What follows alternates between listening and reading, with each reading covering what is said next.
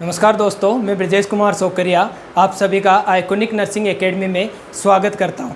जो आज अपन topic discuss करेंगे fundamental of nursing part first का, बीएससी नर्सिंग पार्ट फर्स्ट का हॉस्पिटल है। हॉस्पिटल अपन डिस्कस करेंगे। तो आपने चैनल को लाइक और सब्सक्राइब नहीं किया तो सबसे पहले आप लाइक और सब्सक्राइब करें और वीडियो को पूरा देखें। तो अपन चलते हैं हॉस्पिटल। हॉस्पिटल ड्राइव्ड कहाँ से हुआ है? हॉस्पाइस से।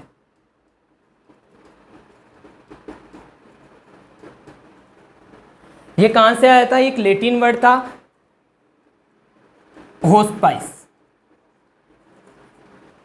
ये आपका लैटिन वर्ड था होस्पाइस, जिसका मतलब होता है होस्ट, होटल।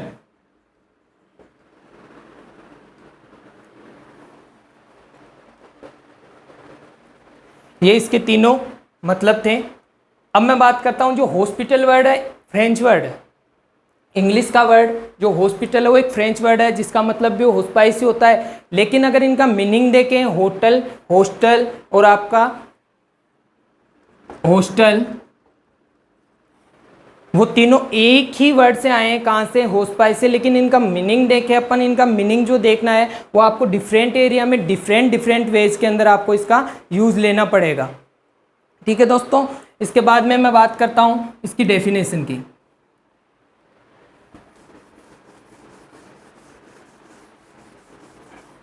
डेफिनेशन की अगर मैं बात करूं तो डेफिनेशन हॉस्पिटल है। डेफिनेशन हॉस्पिटल क्या था? मीनिंग क्या था इसका? हॉस्पाइस। हॉस्टल, होस्ट, क्या करना था? Take palace.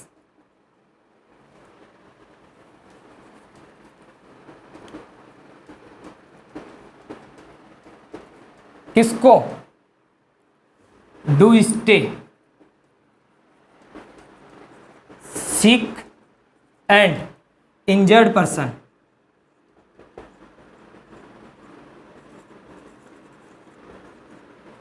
काहे के लिए रह रहे हैं? फॉर आपका ट्रीटमेंट के लिए, सर्जरी के लिए, डायग्नोसिस प्रोसीजर के लिए और नर्सिंग केयर के लिए। यह आपके हॉस्पिटल है। हॉस्पिटल क्या था? मीनिंग हॉस्पाइस था। हॉस्पाइस का मतलब होता है हॉस्टल, होटल। क्या करना था? Do stay. कौन स्टे करेगा? जो सिक और इंजर्ड पर्सन है वो स्टे करेगा। काहे के लिए? अपने को ट्रीटमेंट करवाना है, उसकी सर्जरी करवानी है, उसकी डिजीज डायग्नोसिस करना है, अपने को नर्सिंग केयर देनी है। तो इसके लिए आपका हॉस्पिटल है।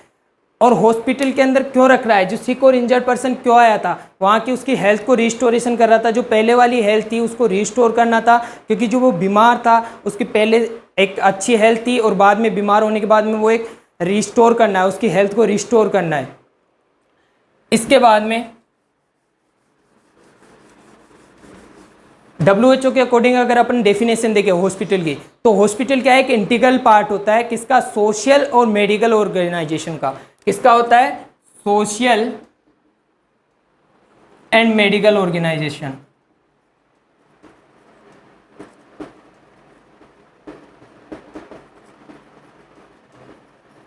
मेडिकल ऑर्गेनाइजेशन का, सोशल एंड मेडिकल ऑर्गेनाइजेशन का पार्ट होता है, जो क्या प्रोवाइड करवाता है? एक फंक्शन प्रोवाइड करवाता है पॉपुलेशन को। किसके लिए? Complete health and complete health care. कौन सी कंप्लीट हेल्थ केयर? कौन सी आएगी आपकी?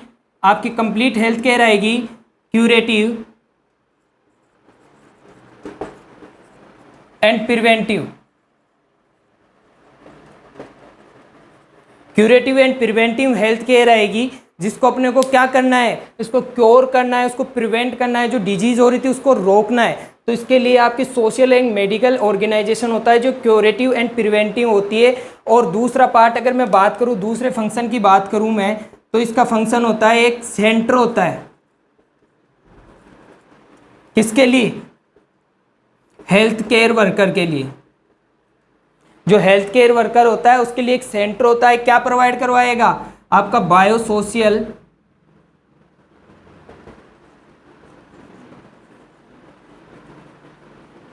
बायोसोशियल रिसर्च के लिए होता है। तो ये अकॉर्डिंग थी WHO के अकॉर्डिंग क्या थी, हॉस्पिटल एक integral part of social and medical organisation, function provide population both complete health care curative and preventive for sick person and injured person whose outpatient services reach out the family and family environment, and it also form center for that training। किसके लिए था training, किसके लिए थी, आपके जो आपके health care worker थे उनके लिए ट्रेनिंग थी। काहे के लिए, जो बायोसोशियल रिसर्च थी उसके लिए आपकी ट्रेनिंग थी। आप यहां तक बता के चलिए। नेक्स्ट अपन बात करते हैं फंक्शंस ऑफ हॉस्पिटल।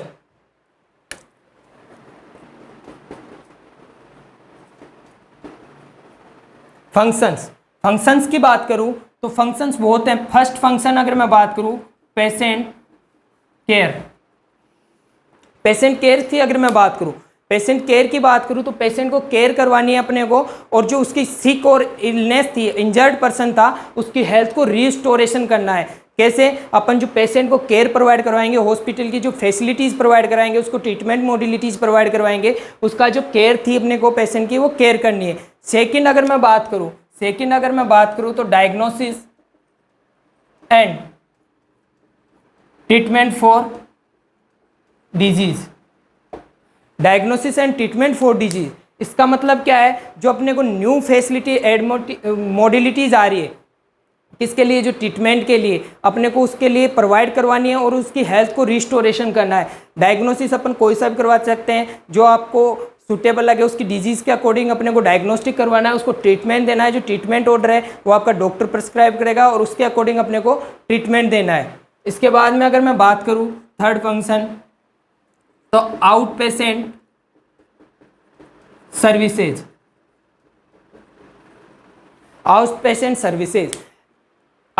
सर्विसेज का मतलब होता है जो अपने को प्रिवेंट करना है, जो पेशेंट को क्योर करना है, उसको विदाउट एडमिनिस्ट्रेशन के अपने को उसको केयर करना है। कहाँ पे, जो ओपीडी में आएगा पेशेंट, वो दिखा के डॉक्टर से कंसल्ट करेगा। अगर उसको डॉक्टर को ये लगेगा कि हाँ इस पेशेंट को एडमिट करना है, तो वो आईपीडी में कन्वर्ट हो जाएगा, और अगर नहीं करवाना है उसको फॉलोअप से ही उसका काम चल जाएगा, उसको मेडिसिन दे के ही उसको काम चल जाएगा। तो वो कौन सी सर्विसेज में आएगा, आउट पेशेंट सर्विसेज। ये कौन प्रोवाइड करवा रहा है, हॉस्पिटल प्रोवाइड करवा रहा है। अगर फोर्थ की मैं बात करूँ तो ये क्या काम करता है, आपके medical and nursing research. Medical and nursing research की अगर मैं बात करूं तो जो मेडिकल के अंदर जो न्यू इन्वेंशन करना है अपने को, जो अपने को नर्सिंग में न्यू इन्वेंशन करना है, लाइक दैट आप मान लीजिए आपको कोई रिसर्च करनी है किसी भी एक टॉपिक पे, कोई स्टेटमेंट, कोई प्रॉब्लम पे आपको रिसर्च करनी है, तो आप हॉस्पिटल में जाएंगे, वहाँ से आप डाटा कलेक्ट करेंगे, वहाँ से सैंपल साइज लेंगे और वहाँ से आपको उसकी रिसर्च करना है और उसकी आगे के आपको मॉडलिटीज़ प्रोवाइड करवानी है। इसके बाद में अगर मैं बात करूं नेक्स्ट, तो आपका होता है medical and nursing training.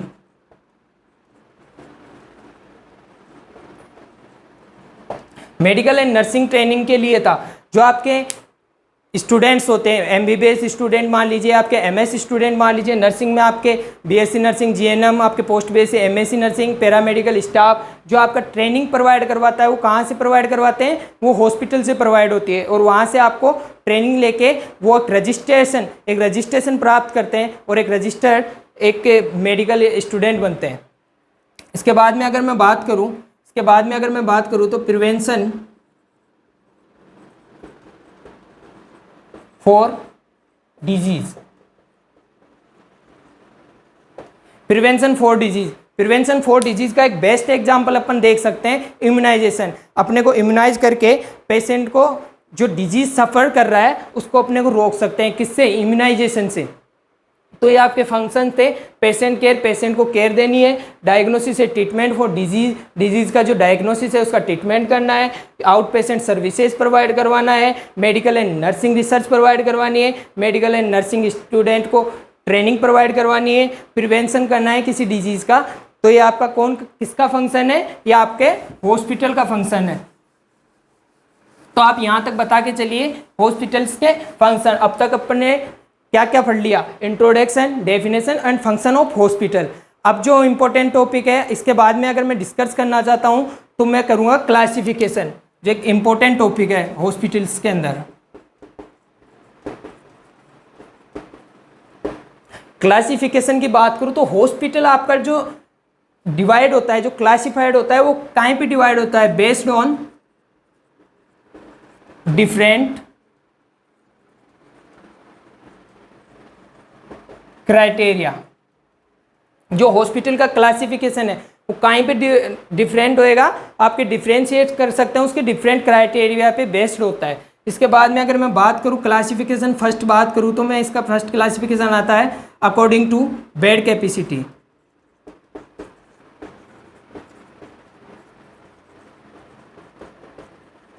According to bed capacity की बात करो तो इसके अंदर आपकी जो हॉस्पिटल का क्लासिफाई करेंगे वो आपका according to bed strength, bed के स्ट्रेंथ के अकॉर्डिंग इसको क्लासिफाई कर सकते हैं। इसके अंदर 3 आते हैं, स्मॉल, मीडियम और आपका आता है लार्ज। लार्ज हॉस्पिटल आता है। इसकी अगर मैं बात करूं, लार्ज हॉस्पिटल आता है। स्मॉल की अगर मैं बात करूं, स्मॉल की अगर मैं बात करूं तो बेड कैपेसिटी होती है, जो आपकी बेड कैपेसिटी होगी वो कहां तक होगी, बेड कैपेसिटी होगी लेस देन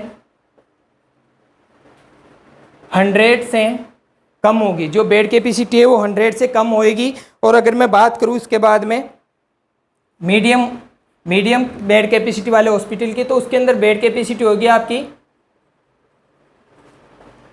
कितनी होएगी, 101 से 300 बेड की होएगी।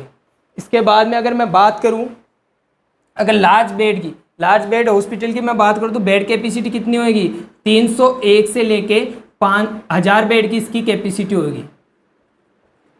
1000 बेड की इसकी कैपेसिटी होगी। अपन ने बात की किसके according to bed capacity. According to bed capacity के अकॉर्डिंग बात करें तो इसके किस आधार पे बेस करेंगे, इसको किस आधार पे डिफरेंशिएट करेंगे कि आपकी बेड की स्ट्रेंथ कितनी है, आपके हॉस्पिटल की बेड की स्ट्रेंथ कितनी है, उसके अकॉर्डिंग अपन इसको डिफरेंशिएट कर सकते हैं। इसके अंदर 3 आपके जो मेन आते हैं, एक तो स्मॉल बेड हॉस्पिटल आता है जिसकी बेड कैपेसिटी होती है लेस देन 100। इसके बाद में आता है मीडियम बेड कैपेसिटी कितनी होती है, 101 से 300। और अगर लार्ज हॉस्पिटल की बात करूं मैं तो उसके अंदर बेड कैपेसिटी होगी आपकी 301 से लेके 1000 बेड की आपकी इसके अंदर कैपेसिटी होगी। ये अपन ने फर्स्ट किया अकॉर्डिंग टू बेड कैपेसिटी। अगर मैं बात करूं सेकंड अगर मैं बात करूं तो according to ownership. According to ownership अगर मैं बात करूं तो अकॉर्डिंग टू ओनरशिप में फर्स्ट आता है आपका कॉर्पोरेटेड हॉस्पिटल।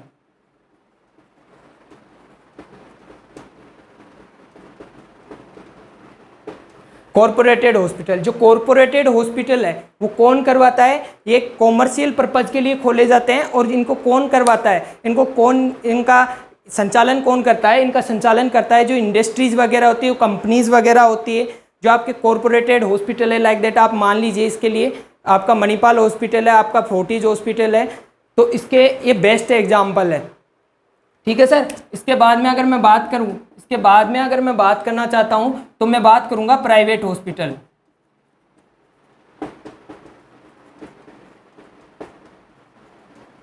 प्राइवेट हॉस्पिटल्स की अगर मैं बात करना चाहता हूं तो प्राइवेट हॉस्पिटल किसके द्वारा लॉन्च किया जाता है, प्राइवेट हॉस्पिटल लॉन्च किया जाएगा या तो ग्रुप ऑफ डॉक्टर्स या कोई सिंगल वन डॉक्टर या कोई प्रोफेशनल वर्कर जो आपका प्राइवेट हॉस्पिटल को लॉन्च करेगा। थर्ड अगर मैं बात करूं, अगर सर मैं बात करना चाहूँ इसकी, तो आपका हॉस्पिटल आता है चैरिटेबल हॉस्पिटल।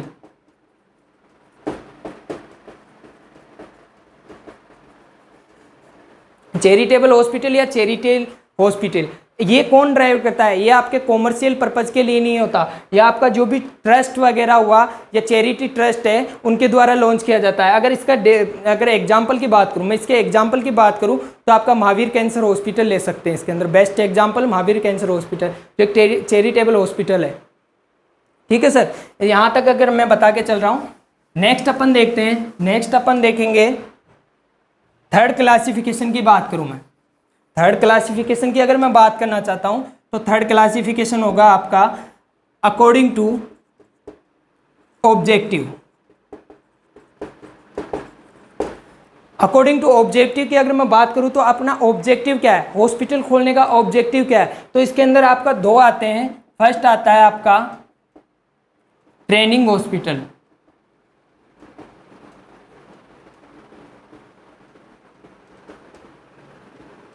ट्रेनिंग हॉस्पिटल्स की बात करूं, ट्रेनिंग हॉस्पिटल्स के अंदर कौन से आएंगे, ट्रेनिंग हॉस्पिटल में आते हैं आपके जो भी मेडिकल कॉलेज जहां पे अटैच हो, जहां पे नर्सिंग कॉलेज अटैच हो, वो आपके किसके अंदर आते हैं, ट्रेनिंग हॉस्पिटल्स के अंदर आते हैं। और अगर इनकी बेड कैपेसिटी की मैं बात करूं, इनकी बेड कैपेसिटी अगर मैं देखूं, बेड कैपेसिटी अगर मैं देखूं तो मिनिमम इनकी 1000 बेड से होनी चाहिए।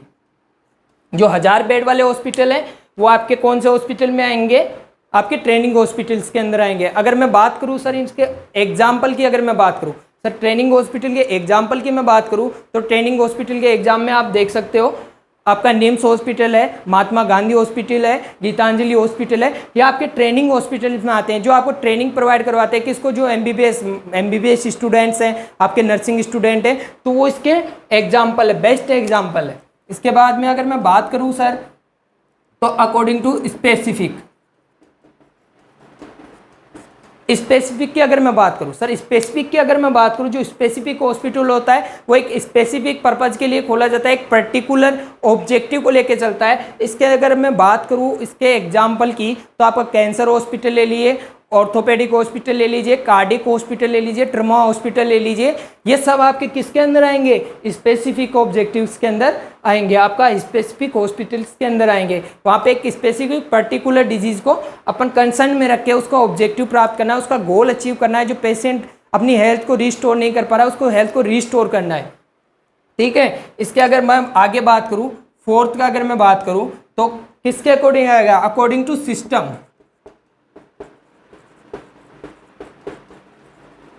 सिस्टम्स के अकॉर्डिंग आएगा, सिस्टम्स के अकॉर्डिंग आपका कौन सा हॉस्पिटल आता है।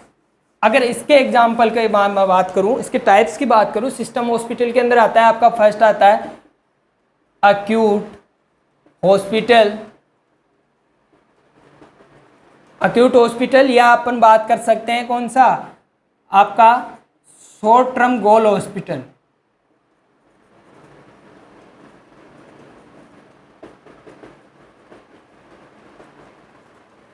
Short term goal hospital, acute hospital और शॉर्ट टर्म गोल हॉस्पिटल है। तो शॉर्ट टर्म और अक्यूट हॉस्पिटल की अगर मैं बात करूं तो ये आपके शॉर्ट टर्म गोल के लिए कुछ समय के लिए पेशेंट को वहाँ पे एडमिट रखेंगे। अगर पेशेंट का गोल जैसे ही अपन को अचीव हो रहा है, वो गोल अचीव कर लेता है, वो ट्रीट हो रहा है, वो क्योर हो रहा है, हेल्थ को प्रमोट कर रहा है, रिस्टोर कर रहा है, तो उसके बाद में उसकी अपन डिस्चार्ज कर सकते हैं। तो अगर इसका एग्जाम्पल देखें हॉस्पिटल, अक्यूट हॉस्पिटल का अगर एग्जाम्पल देखें तो आपका अपेंडिसाइटिस वाला पेशेंट है, अपेंडिसाइटिस वाला, आपका निमोनिया का पेशेंट है। इसके अलावा आपका कोई भी शॉर्ट टर्म जैसे डेंगू पेशेंट है, और भी ईटीसी। अगर आपके dengue patient, appendicitis patient, typhoid वाले पेशेंट जो किसके अंदर में आते हैं, अक्यूट हॉस्पिटल, और शॉर्ट टर्म गोल के लिए आपके लिए जाने जाते हैं। अगर मैं इसके अंदर सेकंड बात करूं, इसमें कौन सा चल रहा है सर, आपका सेकंड अगर मैं बात करूं तो according to system. According to system की अगर मैं बात करूं तो long term hospital,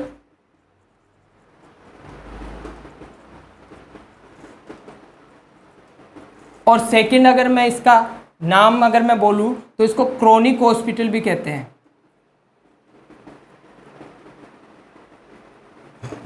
chronic hospital भी किया जाता है। किसके अकॉर्डिंग चल रहे हैं अपन, अकॉर्डिंग टू सिस्टम। सिस्टम के अकॉर्डिंग ये हॉस्पिटल चल रहा है। फर्स्ट था आपका according to acute health care और अक्यूट ट्रीटमेंट के लिए था। सेकंड आता है इसके अंदर लॉन्ग टर्म ट्रीटमेंट के लिए, और क्रोनिक हॉस्पिटल है। अगर मैं बात करूं लॉन्ग टर्म हॉस्पिटल की तो इसका बेस्ट एग्जांपल है, कोई कैंसर का पेशेंट है, उसका जो अपने को ट्रीटमेंट करना है वो किस में करेंगे, क्योंकि उसका जो गोल है वो आपको लॉन्ग टाइम बाद में प्राप्त होगा। आपका हो भी सकता है, उसकी हेल्थ रिस्टोर भी हो सकती है, नहीं भी हो सकती, ये कोई पॉसिबल नहीं है, ये कोई कहा नहीं जा सकता। लेकिन जहाँ तक अपने को केयर प्रोवाइड करवानी है वो क्या करवानी है, अपने को उसकी हेल्थ को रिस्टोर करना है, अपने को उसका गोल को अचीव करके उसकी हेल्थ को रिस्टोर करना है। नेक्स्ट अगर मैं बात करूं, इसके बाद में अगर मैं बात करूं तो अकॉर्डिंग टू मैनेजमेंट,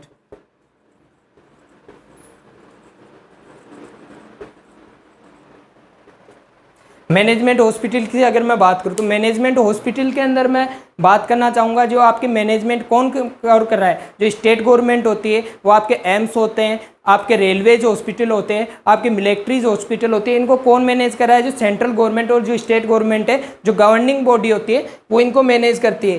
तो अपन ने यहाँ तक की बात कर ली कौन से हॉस्पिटल के जो क्लासिफिकेशन था। फर्स्ट आपका क्लासिफिकेशन था according to bed strength, second था आपका अकॉर्डिंग टू ओनरशिप, थर्ड अगर मैं बात करूं तो अकॉर्डिंग टू ऑब्जेक्टिव, और फोर्थ अगर मैं बात करूं तो अकॉर्डिंग टू सिस्टम, और फिफ्थ अगर मैं बात करूं तो आपका क्या था? According to management. यहां तक अपन समझा के चलेंगे। अब मैं बात करता हूं सर इसके अंदर आपके जो डिपार्टमेंट होते हैं, department of hospital, department of hospitals की अगर मैं बात करना चाहता हूं तो इसके अंदर दो डिपार्टमेंट आते हैं। दो डिपार्टमेंट कौन सा आता है? एक प्रोफेशनल डिपार्टमेंट, सेकंड आता है आपका non professional department. Non professional department और प्रोफेशनल डिपार्टमेंट, तो अपन इनको एक साथ डिस्क्राइब करेंगे। फर्स्ट अपन देखते हैं इसमें कौन सा डिपार्टमेंट देखेंगे? Professional department.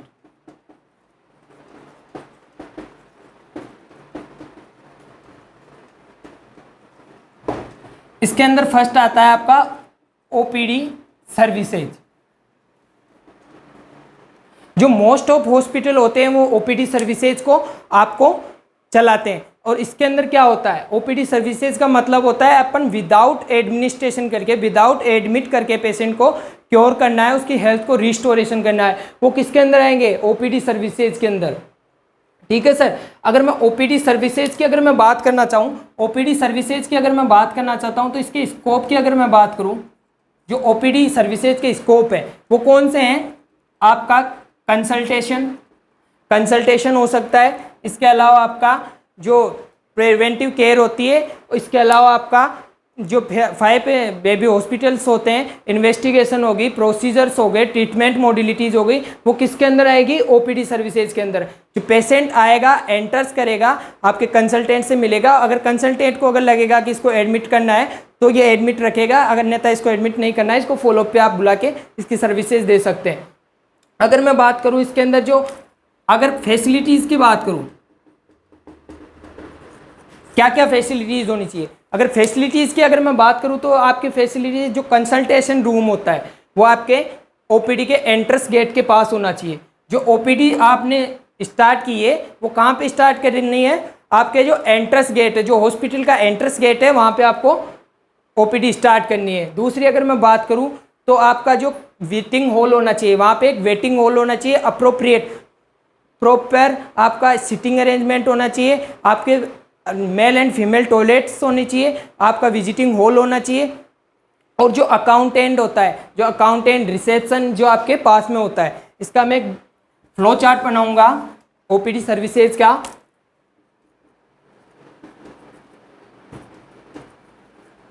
पेशेंट एंटर किया कहाँ मिलेगा? रिसेप्शन पे या रजिस्ट्रेशन पे। ठीक है, रजिस्ट्रेशन करवाएगा, वेट करेगा, कहाँ पे करेगा? वेटिंग हॉल में। उसके बाद में अगर मैं बात करूं तो कंसल्टेंट से मिलेगा, कंसल्टेंट से मिलेगा, डॉक्टर से मिलेगा। कंसल्टेंट इसको एडवाइस करेगा क्या? आपकी इन्वेस्टिगेशन,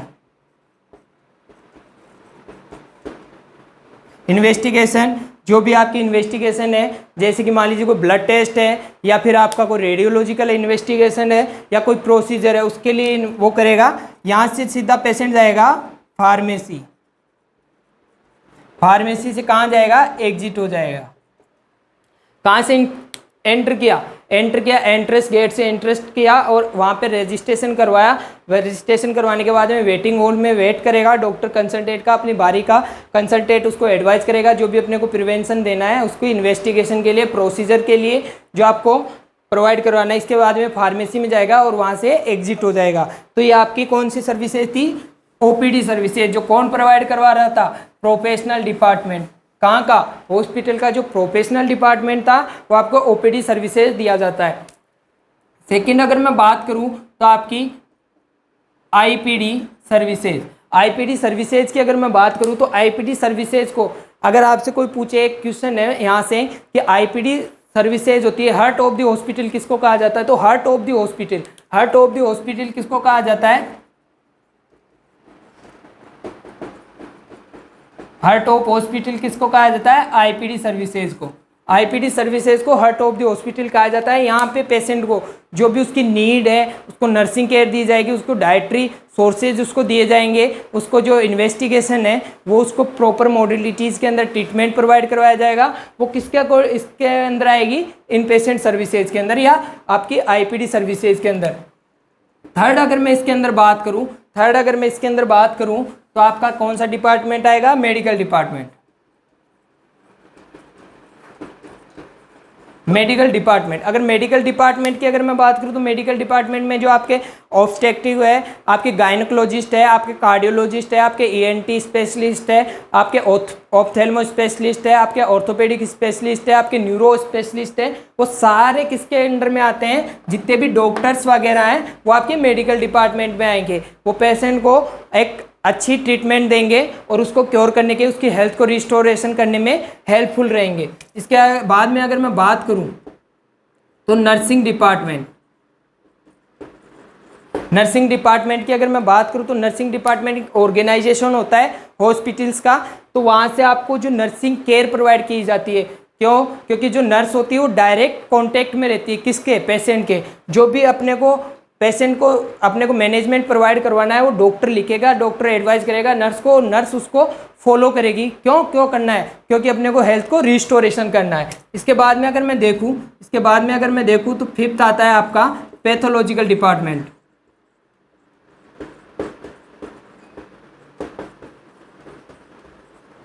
पैथोलॉजिकल अगर डिपार्टमेंट की बात करूं तो पैथोलॉजिकल डिपार्टमेंट में वेरियस डिपार्टमेंट्स आते हैं। आपके बैक्टीरियोलॉजी डिपार्टमेंट, बैक्टीरियो लेबोरेटरी के अंदर जो भी आपके स्टेराइल कल्चर वगैरह है, स्वाब कल्चर वगैरह है, वो कहाँ पे किए जाएंगे? आपके बैक्टीरियोलॉजी डिपार्टमेंट में। सेकेंड अगर मैं बात करूँ, फर्स्ट आ गया इसके अंदर बैक्टीरियोलॉजी लैब। सेकेंड में बात करूँ बायोकेमिस्ट्री लैब।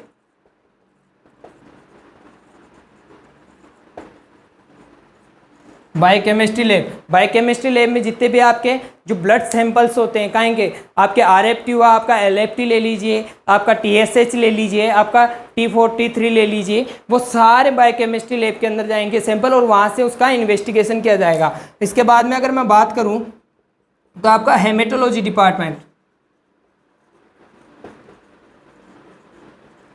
या हेमेटोलॉजी लैब। अगर हेमेटोलॉजी लैब की बात करूँ तो जहाँ पे आपका हीमोग्लोबिन का लेवल, सीबीसी की जांच होती है, पीटीआईएनआर की जांच होती है, एएसआर की जांच होती है, वो सारे आपके हेमेटोलॉजी डिपार्टमेंट में आएंगे। इसके बाद में अगर मैं बात करूँ फोर्थ डिपार्टमेंट कौन सा आता है? फोर्थ डिपार्टमेंट तो आपका इसके अंदर आता है आपका हिस्टोलॉजिकल डिपार्टमेंट।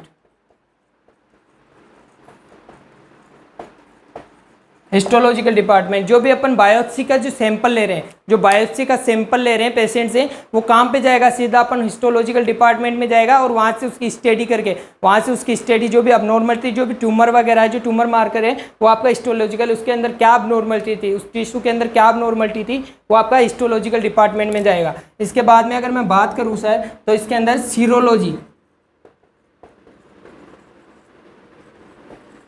सीरोलॉजिकल डिपार्टमेंट जितने भी एग्लूटिनेशन टेस्ट होते हैं, लाइक दैट आप एलाइजा की बात कर लीजिए, आपके वेस्टर्न ब्लॉट टेस्ट की बात कर लीजिए, इसके अंदर आपका वीडीआरएल टेस्ट की बात कर लीजिए, ये कहाँ पे जाएंगे सारे सैंपल? ये सारे सैंपल जाएंगे आपके सीरोलॉजिकल डिपार्टमेंट के अंदर। इसके अलावा अगर मैं बात करूँ तो ये आपका यहाँ तक कौन से डिपार्टमेंट आ गए? ये सारे प्रोफेशनल डिपार्टमेंट में। फर्स्ट अपन ने डिस्क्राइब किया कौन सा? फर्स्ट अपन ने किया OPD department, second IPD department, medical care, nursing care और आपका जो पैथोलॉजिकल डिपार्टमेंट थे इनके अंदर मैं बात कर रहा हूँ। नेक्स्ट अगर मैं देखूँ प्रोफेशनल डिपार्टमेंट, तो नेक्स्ट प्रोफेशनल डिपार्टमेंट कौन सा आएगा इसके अंदर? आपका जो रेडियोलॉजिकल डिपार्टमेंट होता है, जो रेडियोलॉजिकल डिपार्टमेंट होता है, कौन सा? रेडियोलॉजिकल।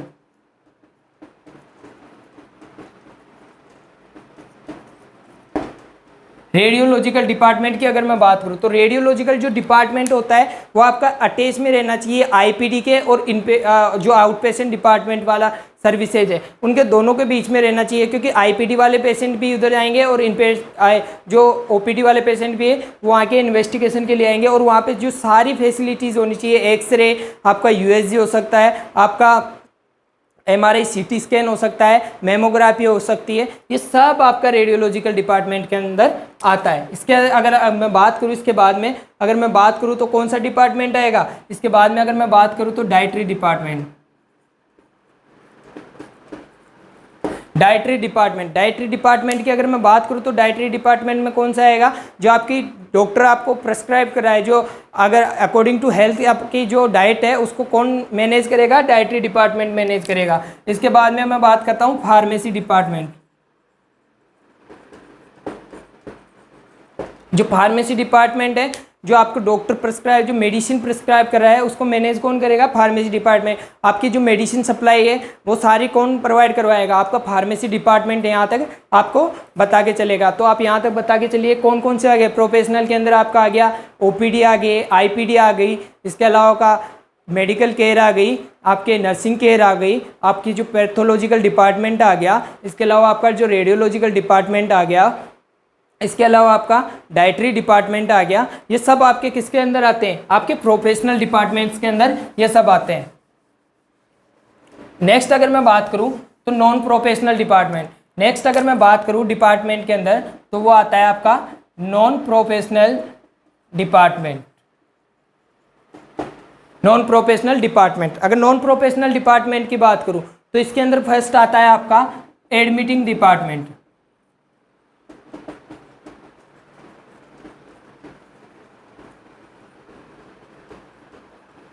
जो एडमिटिंग अगर डिपार्टमेंट की बात करूं तो एडमिटिंग डिपार्टमेंट वह डिपार्टमेंट होता है जो पेशेंट को एडमिट करता है। वो आपका जो रिलेटिव है, आपको एक्यूरेट, आपको जो हॉस्पिटल्स की पॉलिसी है, जो आपकी सर्विसेज हैं हॉस्पिटल्स के अंदर, वो सारी एक्यूरेट कौन प्रोवाइड करवाएगा? Admitting department. वही आपको एडमिट करवाएगा। जो एडमिटिंग डिपार्टमेंट होता है जो हॉस्पिटल का एक मेन आप ब्रांच मान सकते हो, क्योंकि इसके बिना हॉस्पिटल में कुछ नहीं है। इसके बाद में अगर मैं बात करूँ second administrative department.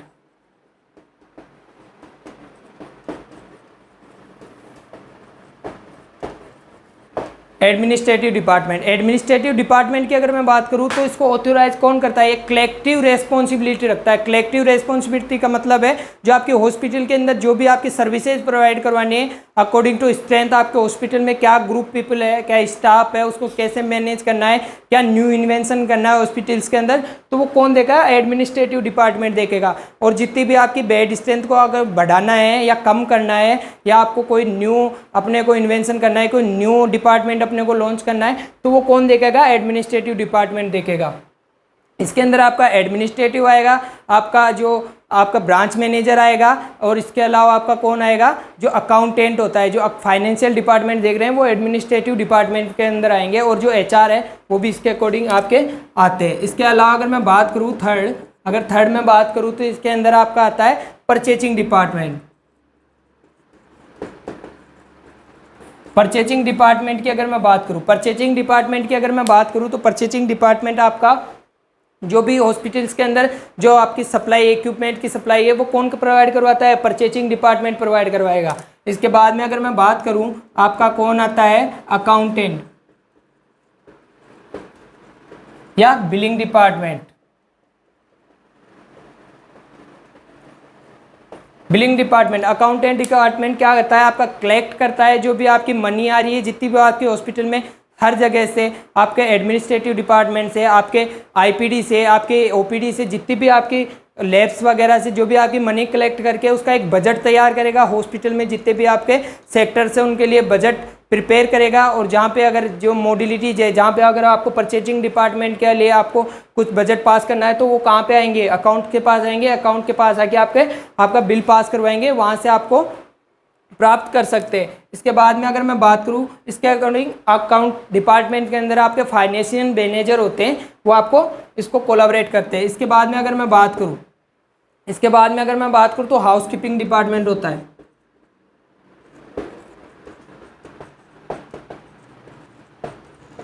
Housekeeping department का एक ही काम होता है, टू क्लीन द हॉस्पिटल। जो हॉस्पिटल को क्लीन करने का काम करता है वो कौन करता है, हाउसकीपिंग डिपार्टमेंट करता है। इसके बाद में अगर मैं बात करूं तो लॉन्ड्री डिपार्टमेंट। जो लॉन्ड्री डिपार्टमेंट होता है वो आपके जो डर्टी लिनन होते हैं उनको वॉश आउट करता है। जो आपकी हॉस्पिटल स्टाफ की ड्रेस है उनको वॉश आउट करता है, वो कौन देखता है, लॉन्ड्री डिपार्टमेंट देखता है। जो डर्टी लिनन बेडशीट वगैरह थी उनको सब आपके लॉन्ड्री डिपार्टमेंट के अंदर आएगा। नेक्स्ट अगर मैं बात करूं तो इसके बाद में आपका आता है मैकेनिकल डिपार्टमेंट। मैकेनिकल डिपार्टमेंट,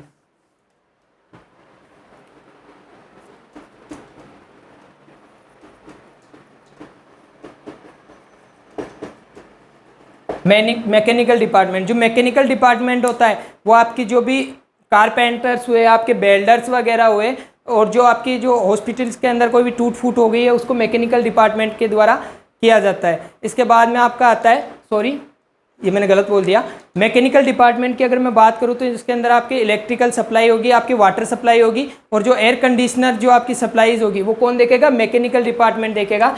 और इसके अलावा अगर मैं बात करूँ इसके बाद में आता है आपका maintenance department.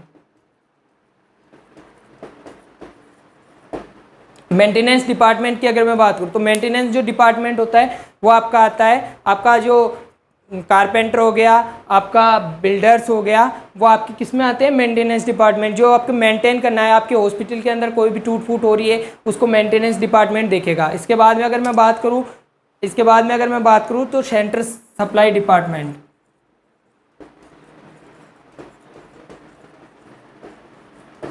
Centre supply department वो होता है जो आपका इक्विपमेंट प्रोवाइड करवाता है। कहाँ पे, आपके जो वार्ड्स वगैरह हैं उनके अंदर आपका इक्विपमेंट प्रोवाइड करवाएगा, जैसे नीडल हो गई, सिरिंज वगैरह हो गई, आपके सिरिंज पंप्स हो गए, वो सेंट्रल सप्लाई डिपार्टमेंट आपका प्रोवाइड करवाएगा हॉस्पिटल्स के अंदर। इसके बाद में अगर मैं बात करूँ तो आपका हॉस्पिटल वेस्ट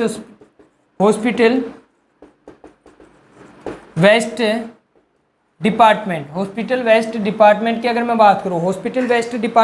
मैं बात करूं तो जितने भी आपके जो वेस्ट है, हॉस्पिटल से जो वेस्ट है उनको कौन कलेक्ट करेगा, हॉस्पिटल वेस्ट डिपार्टमेंट करेगा। और उनको कैसे उनको सेग्रीगेट करना है, उनको इंसिनेट करना है, जो आपके स्टरलाइजेशन के मेथड है उनको कैसे देखना है, वो सब आपका कलेक्ट करके उनको क्या करना है वो सब कौन देखेगा, हॉस्पिटल वेस्ट डिपार्टमेंट। इसके बाद में अगर मैं बात करूँ तो CSSD डिपार्टमेंट। CSSD डिपार्टमेंट की अगर मैं बात करूं तो फुल फॉर्म होती है सेंट्रल स्टरलाइज सप्लाई डिपार्टमेंट। क्या होती है, सेंट्रल स्टरलाइज सप्लाई डिपार्टमेंट। अगर मैं इसके अंदर बात करूं तो इसके अंदर क्या होगा, कैसे फ्लो रेट होगा, इसके अंदर अगर अपन बात करें तो सबसे पहले क्या होगा, आपको क्या करना है, आपको रिसीव करना है, रिसीविंग के बाद में करना है वॉशिंग करना है, वॉशिंग करने के बाद में क्या करना है, आपको ड्राई करना है, ड्राइंग के बाद में क्या करेंगे, अकाउंटिंग करेंगे, अकाउंटिंग के बाद में स्टोर करेंगे, स्टोरिंग के बाद में क्या करेंगे, अपन उसको स्टोरिंग के बाद में उसको पैक करेंगे, पैकिंग करके उसको क्या करेंगे, स्टरलाइजेशन करेंगे, स्टरलाइजेशन के बाद में अपन इसको स्टोर करेंगे और फिर इसको इशू करेंगे। इसके बाद में अगर मैं बात करूं CSSD department, central sterilise supply department, तो आप रिसीव करो, आप वार्ड से जो भी आर्टिकल्स आ रहे हैं उसको रिसीव करो, उनको वॉश आउट करो, उनको ड्राइंग करो, अकाउंटिंग करो, अकाउंटिंग करने के बाद में स्टोरिंग करो, पैकिंग करना है, स्टरलाइज और स्टोर, फिर इशू करना है। जो वार्ड्स के अंदर इशू कौन करेगा, ये डिपार्टमेंट करेगा, CSSD डिपार्टमेंट। इसके बाद में अगर मैं नेक्स्ट डिपार्टमेंट की बात करूं, तो नेक्स्ट डिपार्टमेंट है आपका एमआरडी डिपार्टमेंट।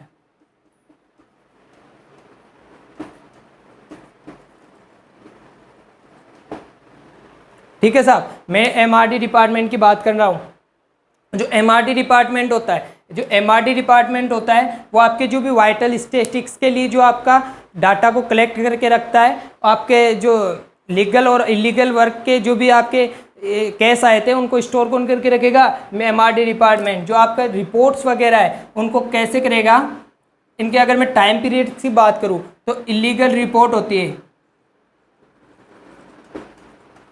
कब तक रिपोर्ट करेगा इनको, 15 ईयर मैक्सिमम, मिनिमम 15 ईयर और maximum life long. Life long आपको स्टोर करके रखेगा। सेकंड आता है आपका, इसके बाद में आपका जो आईपीडी रिपोर्ट्स वगैरह होती है, आईपीडी रिपोर्ट्स वगैरह होती है उनको कब तक, कम से कम मैक्सिमम आपको 10 ईयर तक रखना है, 10 ईयर तक। और इसके बाद में ओपीडी की जो सर्विसेज रिपोर्ट होती है उनको कितनी देर तक रखेगा, ओपीडी की रिपोर्ट्स वगैरह है उनको मैक्सिमम 5 साल तक तो रखना ही रखना है। क्यों रखना है, क्योंकि कभी भी आपको पेशेंट की उसकी ज़रूरत पड़ सकती है, कभी भी उसको ये चाह सकते हैं। इलीगल रिपोर्ट, जो इलीगल रिपोर्ट्स वगैरह होती है, जो सुसाइड वाले केस हुए, आपके पॉइजनिंग के केस हुए, ये सब आपके इसके अंदर आते हैं। इसके बाद में आईपीडी, जितनी भी आईपीडीज आपके एंटर हुई, इसका वाइटल स्टैटिस्टिक्स आपको जो डाटा तैयार करना है, सैंपल तैयार करना है, उसके लिए काम में आएंगी। ओपीडी की जितनी भी सर्विसेज है वो 5 साल तक अपने को रखनी है। ठीक है सर, अब मैं बात करता हूँ, अपन ने बात की थी जो नॉन प्रोफेशनल डिपार्टमेंट्स होता है, जो नॉन प्रोफेशनल डिपार्टमेंट होता है उसकी अपन ने बात की थी। नॉन प्रोफेशनल डिपार्टमेंट में आएगा आपका एडमिटिंग डिपार्टमेंट आ गया, आपका एडमिनिस्ट्रेटिव डिपार्टमेंट आएगा, आपका परचेजिंग डिपार्टमेंट आएगा, इसके अलावा आपका अकाउंट्स डिपार्टमेंट, हाउसकीपिंग डिपार्टमेंट, आपका लॉन्ड्री डिपार्टमेंट हो गया, आपका मैकेनिकल डिपार्टमेंट, मेंटेनेंस डिपार्टमेंट हो गया, आपका सेंट्रल सप्लाई डिपार्टमेंट हो गया, आपका सीएसएसडी डिपार्टमेंट हो गया, आपका हॉस्पिटल वेस्ट जो डिपार्टमेंट है वो हो गया, उसके अलावा एमआरडी डिपार्टमेंट हो गया। तो अपन ने यहाँ तक बात की। इसके बाद में मैं बात करना चाहूँगा हायरार्की ऑफ हॉस्पिटल।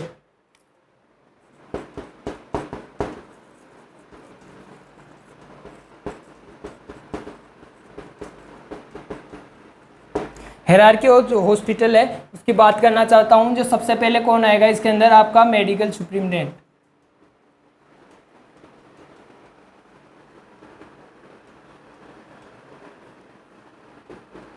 जिसको आप एमएस कहते हैं। नेक्स्ट आएगा आपका नर्सिंग सुप्रीटेंडेंट। इसके बाद में कौन आएगा, नर्सिंग सुप्रीटेंडेंट के बाद में एएनएस आएगा, एएनएस आता है। इसके बाद में अगर मैं बात करूं एएनएस के बाद में जो नर्सिंग सुपरवाइजर होते हैं,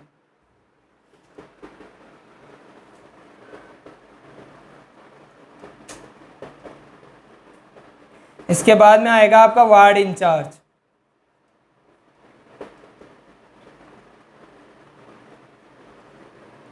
इसके बाद में कौन आएगा आपका जो स्टाफ नर्स, इसके बाद में मैं बात कर सकता हूं स्टूडेंट नर्स, और इसके बाद में आएगा आपका जीडीए स्टाफ,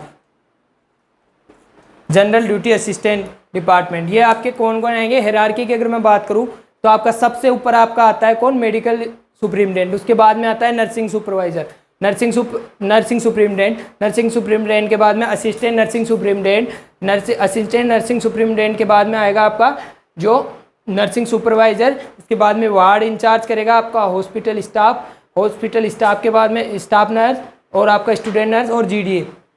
तो अगर जो भी वर्क होता है आपका हॉस्पिटल का, जो कौन अगर ये आपका ऑथराइज करेगा नर्स, ये आपको बताएगा नर्सिंग सुपरवाइजर को, नर्सिंग सुप्रीटेंडेंट को आपको ये बताएगा कि साहब ऐसे आपको वर्क करवाना है। ये आप ऑर्डर देंगे कहाँ पे, एएनएस साहब को ऑर्डर देंगे। एएनएस साहब किसको लॉन्च करेंगे, आपका ऑर्डर आपका नर्सिंग सुप्रीटेंडेंट के पास आपको भेजेंगे। नर्सिंग सुप्रीटेंडेंट क्या करेगा, जो वार्ड इंचार्ज के पास आपका एक रिपोर्ट ट्रांसफ़र करेगा, उसके बाद में जो वार्ड इंचार्ज है वो सर्कुलेट करेगी आपकी स्टाफ नर्स को, और आपके स्टाफ नर्स स्टूडेंट्स को फॉलो करवाएंगे, और ऐसे आपका हायरार्की चलती है।